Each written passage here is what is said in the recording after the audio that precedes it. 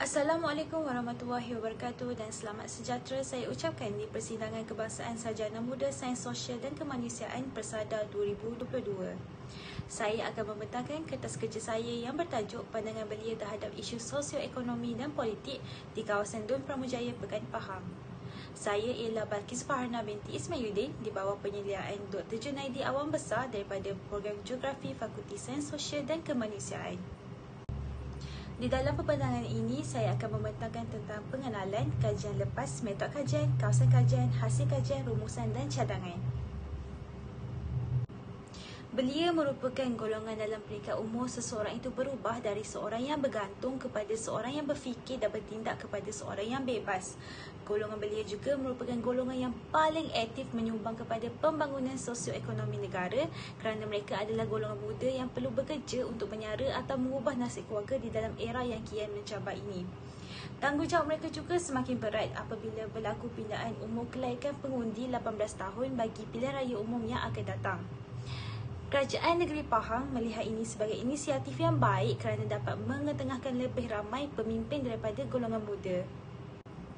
Perkara ini juga tidak terkecuali di kawasan Dun Pramujaya, Pekan Pahang yang semakin pesat membangun dari segi ekonomi dan amat dikenali sebagai kubu pertahanan kepada Parti Barisan Nasional. Justru adalah menjadi tujuan penulisan kertas kerja ini untuk menganalisis pandangan belia terhadap isu sosioekonomi dan politik di kawasan Dun Pramujaya, Pekan Pahang. Seterusnya adalah kajian lepas. Saya telah menggunakan 3 jenis kajian lepas iaitu kajian lepas luar negara, kajian lepas dalam negara dan kajian lepas dalam negeri iaitu negeri Pahang. Bagi kajian lepas luar negara, saya telah menggunakan karya Canberry, Gann and Zager 2007, The Internet and Youth Political Participation. Seterusnya adalah karya Becker and De Vries 2011, Good News for the Future, Young People, Internet Use and Political Participation. Dan seterusnya saya turut menggunakan karya Keating and Mellis 2017, Social Media and Youth Political Engagement, Preaching to the Convert or Providing a New Voice for Youth.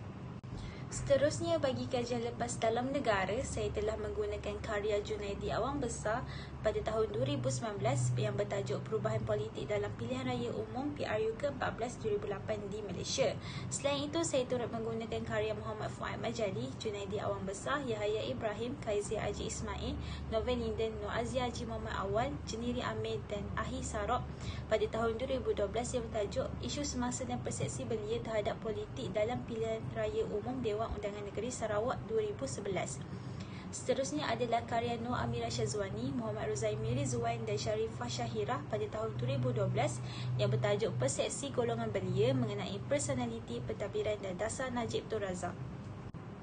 Bagi kajian lepas dalam negeri Pahang, saya telah menggunakan karya Nur Syafiqah Johari 2018, Politik Pilihan Raya dalam PRU 14 di kawasan Dewan Undangan Negeri Damak Jerantut Pahang Darul Makmur. Seterusnya adalah karya Muhammad Nazri Muhammad Noor pada tahun 2019 yang bertajuk Persaingan PRU ke-14 di Pahang, Pengekalan Status Quo melalui Pertembungan 3 Penjuru. Selain itu adalah karya Nurul Izzati Wahab pada tahun 2019 iaitu Gelagat Politik dalam Pilihan Raya Umum ke-14 2018, kajian kes di kawasan Dun, Pelangai Bentong Pahang Darul Makmur.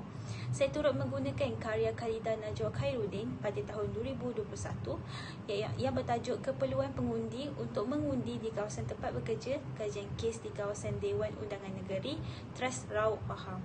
Seterusnya adalah metod kajian. Bagi metod kajian, saya menggunakan 3 jenis kaedah iaitu data primer, data sekunder dan teknik menganalisis data. Bagi data primer, saya menggunakan soal selidik, temu bual, pemerhatian di lapangan, rujukan data statistik kaum dan score sheet. Bagi data sekunder, saya menggunakan kajian kepustakaan dan kajian internet. Bagi teknik menganalisis data pula, saya menggunakan statistik package for social science. Seterusnya adalah kawasan kajian. Berikut merupakan peta kawasan Dun Pramujaya. Sektor ekonomi di kawasan Dun Pramujaya lebih tertumpu kepada ekonomi perindustrian. Jenis industri yang dijalankan di sini adalah automotif dan berkaitan. Kawasan ini dipimpin oleh Datuk Seri Haji Syekh Muhammad Fuzi Syihali yang telah menang pada PRU ke-14 yang lalu. Bilangan pemilih yang mendaftar di Dun Pramujaya adalah seramai 32,457 orang. Seterusnya adalah hasil kajian bagi menjawab objektif 1, iaitu untuk mengenal pasti kecenderungan pandangan belia terhadap isu sosioekonomi dan politik di kawasan Lut Pramujaya Pekan Pahang. Seramai 68% responden menyatakan bahawa mereka ambil tahu isu sosioekonomi dan politik disebabkan kemudahan teknologi pada masa kini seperti internet dan media sosial. Mereka dapat mengakses maklumat dengan menggunakan laman web seperti Harian Metro dan menggunakan aplikasi media sosial seperti WhatsApp dan Twitter untuk mengetahui perkembangan terkini. 18% responden pula memilih tidak pasti kerana isu sosioekonomi dan politik yang terlalu rumit dan kesukaran mereka untuk mengejar perkembangan terkini. 14% responden pula memilih untuk tidak ambil tahu disebabkan kekangan masa dan lebih suka untuk mengutamakan kepentingan diri sendiri terlebih dahulu.